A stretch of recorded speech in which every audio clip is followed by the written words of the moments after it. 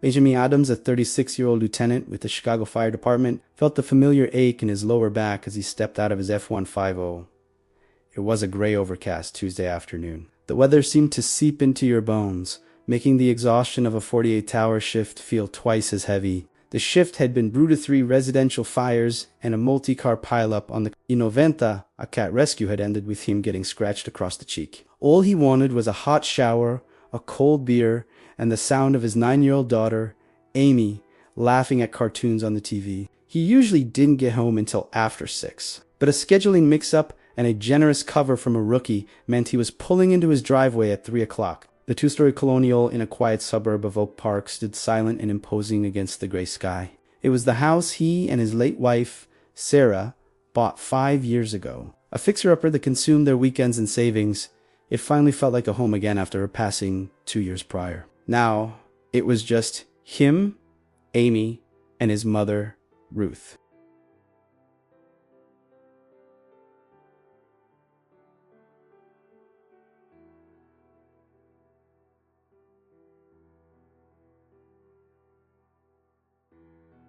Benjamin often felt a pang of guilt about it. He was a grown man, a first responder who carried people out of burning buildings. Yet, he relied on his mother to ensure there was milk in the fridge and that Amy's homework was done. As he walked up the driveway, dragging his duffel bag, his eyes scanned the property out of habit. A firefighter never really turns off the situational awareness. The grass was freshly cut. Truth had hired the neighbor's kid, but something else caught his eye. The side gates usually latched tight to keep their golden retriever, Buster, inside, was swinging slightly in the breeze.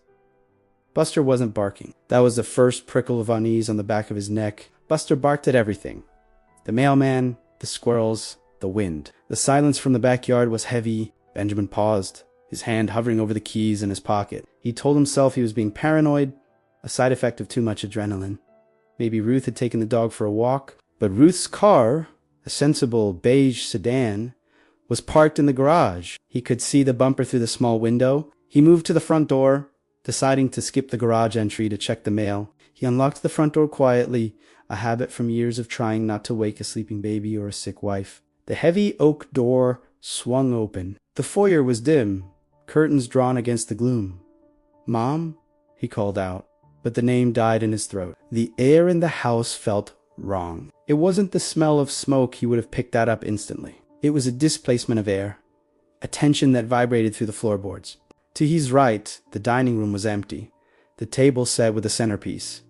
To his left, the living room was shadowed. He took a step forward, the floorboard creaking. Suddenly, a hand shot out from the shadows of the coat closet. A surprisingly strong grip pulled him into the darkness with force. Before his combat training could kick in, a hand clamped over his mouth. "Shut up!"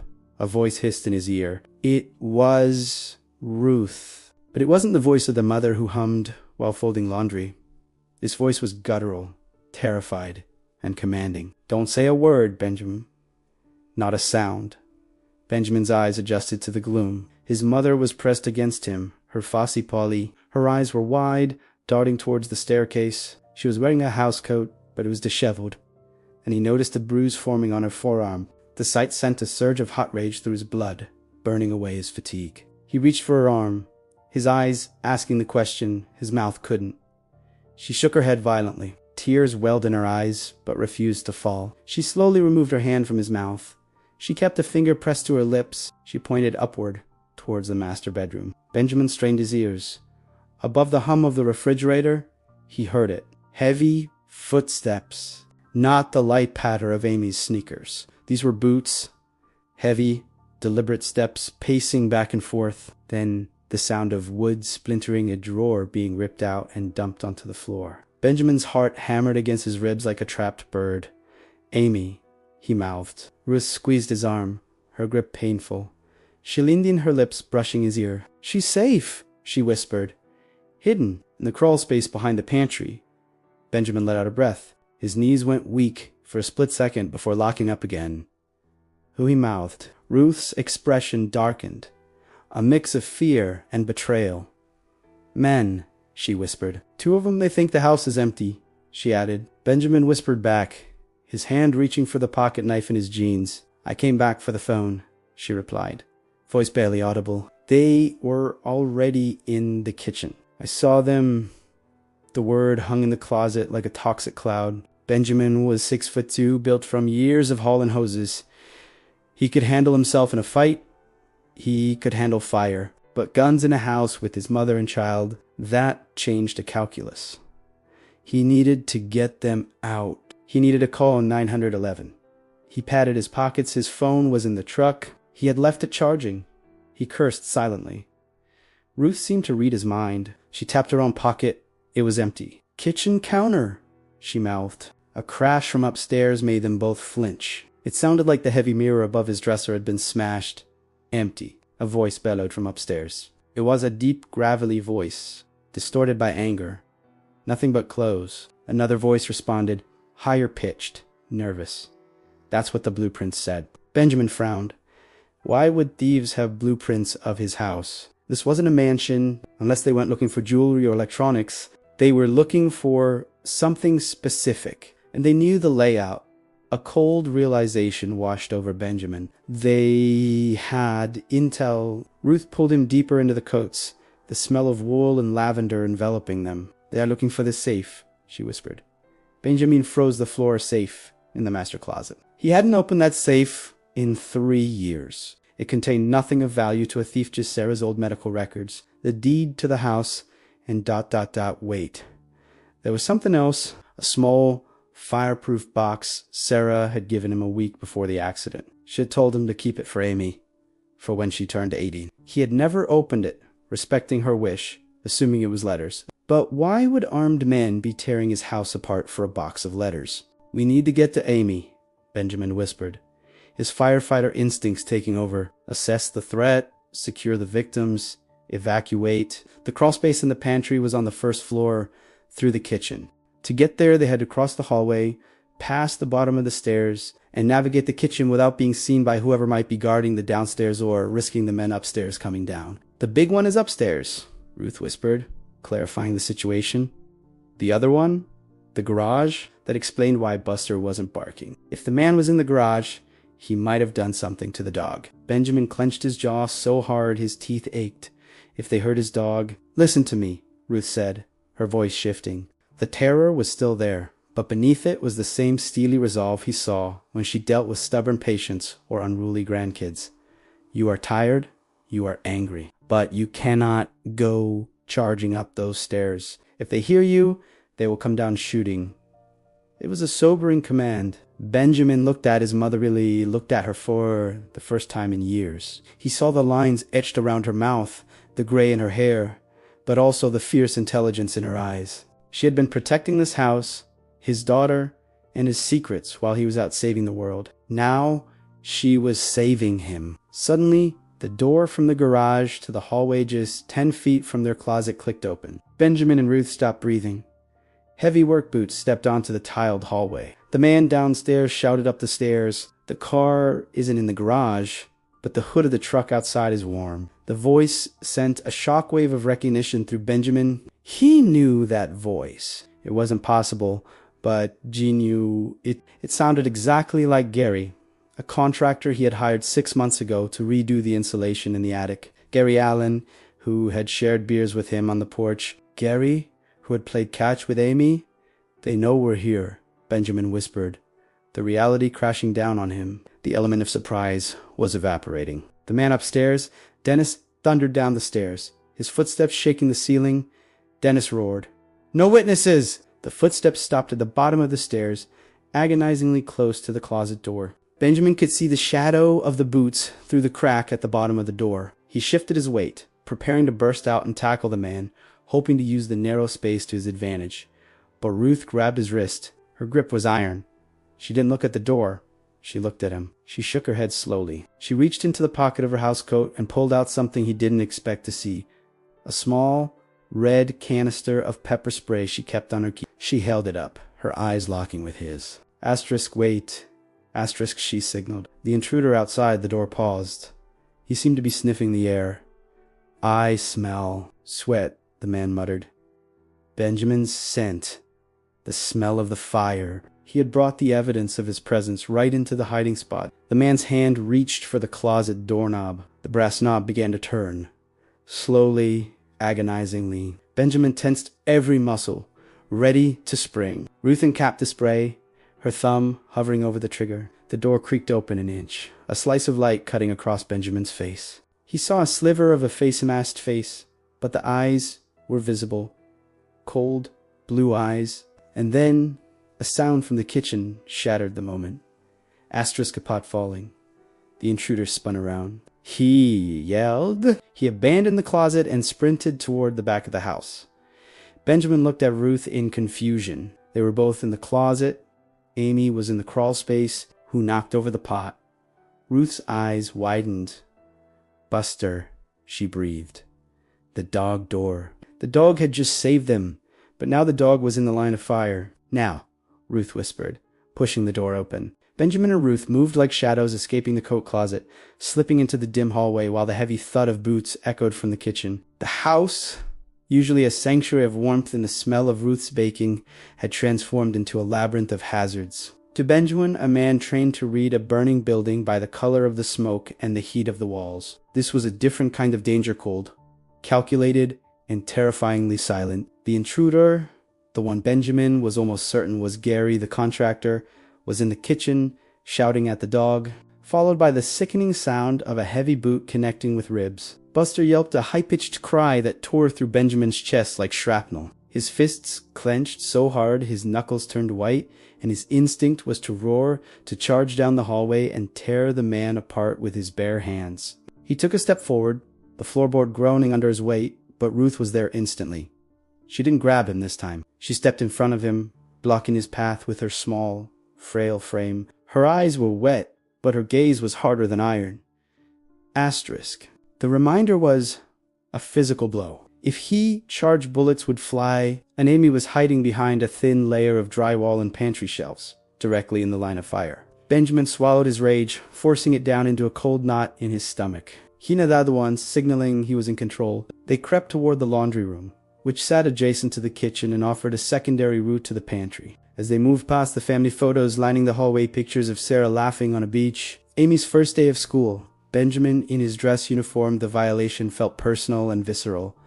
These men weren't just stealing. They were trampling on the ghost of the life Benjamin was trying so hard to rebuild. They reached the laundry room door, which was slightly ajar. Benjamin pushed it open with the tips of his fingers, wincing as the hinge gave a faint squeak. Inside, the air smelled of detergent and fabric softener, a domestic scent that clashed violently with the situation. They slipped inside, crouching behind the stacked washer and dryer. From this vantage point, through the gap in the doorframe, they had a partial view of the kitchen. Gary was pacing near the island, a black handgun held loosely at his side. He looked agitated, sweating profusely, wiping his forehead with the back of his sleeve.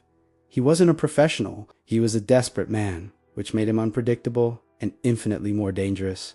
The second man, Dennis, was still upstairs, the sounds of destruction raining down as he overturned furniture. Dennis yelled from the landing, his voice booming through the open concept living space. Check the pantry. Benjamin felt Ruth stiffen beside him. Her hand flew to her mouth, and her breathing hitched. It wasn't just fear, it was recognition. They had guessed right. Or rather, they knew exactly where to look. Benjamin looked at his mother, confusion warring with the adrenaline. How did they know? Why were they targeting the pantry? Ruth leaned in close, pulling Benjamin's head down to whisper, her voice trembling with a confession she had clearly hoped never to make. The box, she whispered, her voice barely a breath. It's not in the safe, Benjamin. I moved it. Benjamin stared at her, the world tilting on its axis. You moved it? He whispered back, the intensity of his gaze demanding an answer. Ruth looked down at her hands, the hands that had nursed him through fevers, and held his wife's hand as she passed. Because I saw Gary looking at the floor plans when he was fixing the insulation. He wasn't looking at the attic, Benjamin. He was taking pictures of the master closet layout. I didn't want to worry you. You have so much on your plate with the station and Amy. So I took the box and I hid it under the loose floorboard in the pantry. The realization hit Benjamin like the men were hunting for the box, and the box was the bullseye painted directly on his daughter's back. If they started tearing up the pantry floor, they wouldn't just find the documents. They would find his 9-year-old child.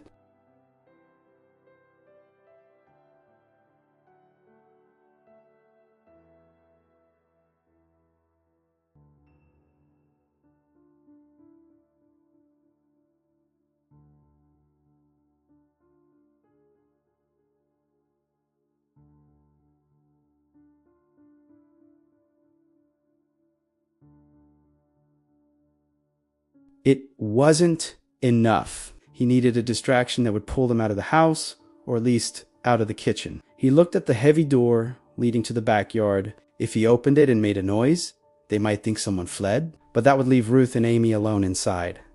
No, he needed to split them up. "Stay here," Benjamin commanded softly. "I'm going to circle back to the garage entrance. I'll trigger the car alarm on the truck. When Gary runs to check, you get Amy and you run out the back door.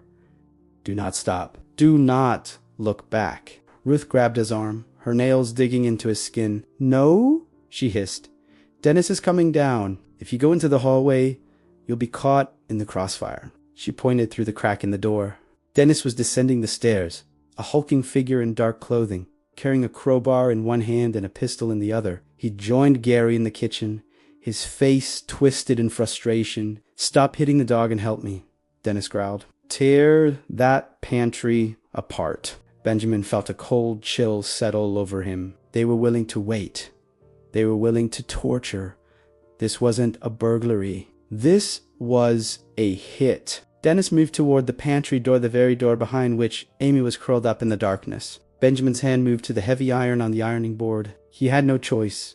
Stealth was over. He was about to burst out and fight two armed men with a household appliance. He braced his legs, taking a deep breath, preparing to die if it meant buying his daughter a few seconds. But just as his muscles coiled to spring, Ruth did something that stopped him cold. She reached into a basket of dirty laundry, grabbed a heavy glass bottle of stain remover, and before Benjamin could stop her, she hurled it with shocking strength through the open door of the laundry room, across the hallway, and into the living room window. The sound of shattering glass was explosive in the tense silence. It sounded exactly like someone breaking asterisk in, asterisk or breaking asterisk out asterisk. Dennis and Gary spun around, weapons raised, pointing toward the living room at the front of the house. Gary shouted, panic rising in his voice. Dennis roared, abandoning the pantry door and moving tactically toward the front of the house. "Clear the room." The two men moved past the laundry room, their backs turned for a split second as they advanced on the broken window. It was the opening Ruth had created, a desperate gamble that had paid off. "Go!" she whispered, pushing Benjamin toward the kitchen. Benjamin didn't hesitate. He slipped out of the laundry room, his socks sliding silently on the hardwood. He stayed low, moving beneath the sightlines of the kitchen island. He reached the pantry door. It was a narrow closet, filled with shelves of canned goods and cereals. He opened it slowly, praying the hinges wouldn't squeak. Inside it was dark. He crouched down. He whispered, his voice barely audible. There was a rustle behind the large sacks of rice on the floor. A panel in the back wall, which led to the crawl space under the stairs, slid open a fraction.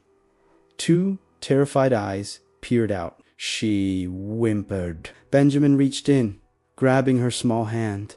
She was trembling so violently, her teeth were chattering. He pulled her out, wrapping her in his arms for a fleeting second. "I've got you," he whispered.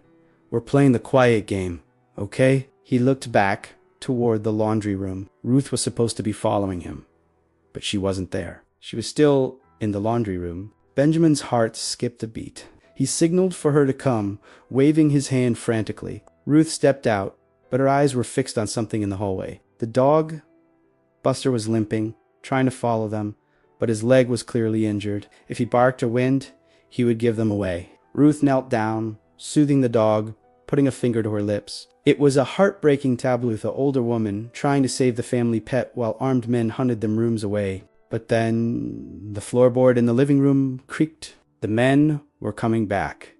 They had realized the window was a diversion. Dennis's voice was closer now, laced with suspicion. It was a bottle. Someone threw it from... They were turning around. They were coming right back to the kitchen. Benjamin had Amy in his arms now, but he was exposed. The back door was 10 feet away, but the deadbolt was loud. If he unlocked it, they would hear. If he ran, they would see. He was trapped in the kitchen with his daughter. Ruth saw it, too. She looked at Benjamin, then at Amy, and the look of absolute peace settled over her face. It was a look Benjamin had seen on victims before, the look of someone who has accepted their fate to save someone else. "Take her to the basement," Ruth whispered loudly enough for Benjamin to hear, but quiet enough to miss the ears of the men. The laundry chute. The laundry chute. It was in the hallway closet, directly across from them. It emptied into a pile of clothes in the basement. It was small, tight, but Amy would fit. It was brilliant. Benjamin nodded, moving silently to the chute door. He opened it, lifted Amy and whispered, "Slide down. Hide in the clothes." Amy clung to him, tears streaming down her face, but she obeyed. She vanished into the dark tunnel. Benjamin closed the small door just as Dennis stepped back into the kitchen view. But Dennis didn't see Benjamin. He saw Hooch. Ruth had stepped out of the shadows of the laundry room and into the middle of the hallway, standing tall, her hands raised in surrender, blocking the view of the closet where Benjamin was hiding. "I'm the one you want," she said, her voice steady and clear, echoing through the house. "I'm the one who moved the box." Dennis stopped, a cruel smile spreading across his face. He leveled the gun at her chest. "Well, look at that," he sneered. Benjamin, peering through the slats of the closet door, felt his soul rip in two. His mother had just offered herself as a human shield. Benjamin watched through the slatted closet door, his breath shallow, his body coiled like a steel spring. He was no longer just a firefighter.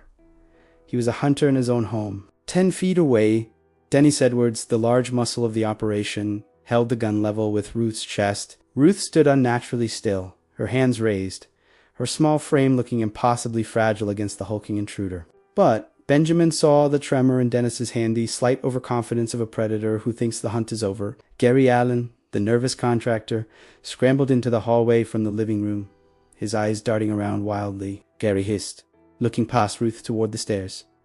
"Where's the fireman?" "The truck is warm, Dennis. He's probably hiding under a bed like a coward," Dennis spat, not taking his eyes off Ruth.